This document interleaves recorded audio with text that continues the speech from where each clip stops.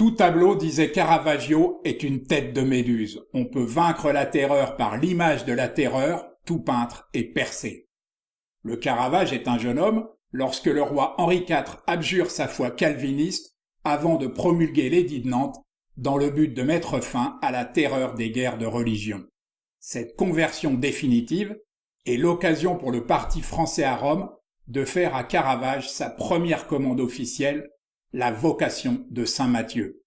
En panne d'inspiration, le peintre relit machinalement la bulle pontificale destinée à Henri IV dont son commanditaire lui a donné copie.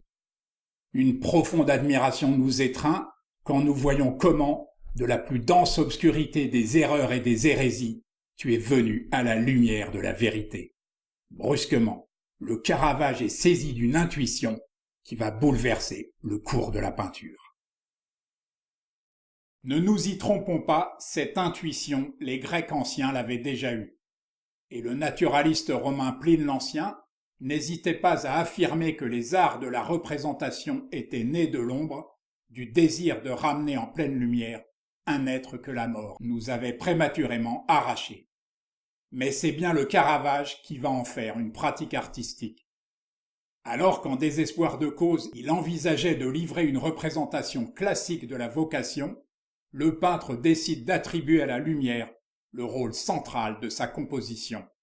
Le monde terrestre sera représenté noyé dans l'obscurité, dans l'ignorance, tandis que seuls les êtres touchés par la grâce divine seront éclairés.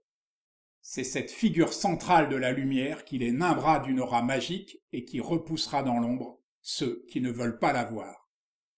Alors, tendant devant la fenêtre de son atelier un drap noir, il le fixe aussi hermétiquement que possible, puis accroche une tringle au plafond, parallèlement au mur opposé à la fenêtre, cette tringle courant sur toute la longueur de la pièce. Le Caravage y fait glisser une lanterne dont le rayon, tombant d'en haut comme par un soupirail et laissant le reste dans l'obscurité, révèle au passage les éléments les plus importants qui se chargent, du fait des ténèbres environnantes, d'un surcroît de mystère, de profondeur et de puissance.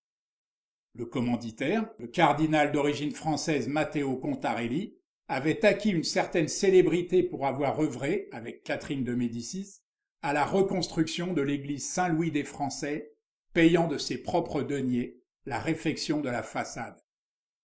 Pour en décorer une chapelle, suivant les conseils éclairés du cardinal Del Monte, protecteur de Caravage, il avait commandé à celui-ci 3 grandes toiles, évoquant autant d'étapes majeures de la vie de saint Matthieu. Dans l'ordre son appel par Jésus-Christ, cette vocation donc, dont nous venons de parler, sa rédaction de l'évangile dicté par un ange, saint Matthieu et l'ange, et pour finir son martyre, le martyre de saint Matthieu.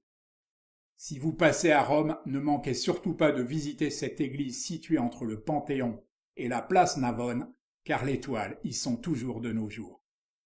Pour l'anecdote, mais elle préfigure ce que sera la carrière de Caravage, une première version du Saint Matthieu et l'ange fut rejetée pour sa trivialité, comprenez la saleté des pieds du saint, que le peintre, dans son exigence baroque d'aller chercher au sein du peuple les modèles de ses apôtres, s'était plus à représenter de manière hyper réaliste.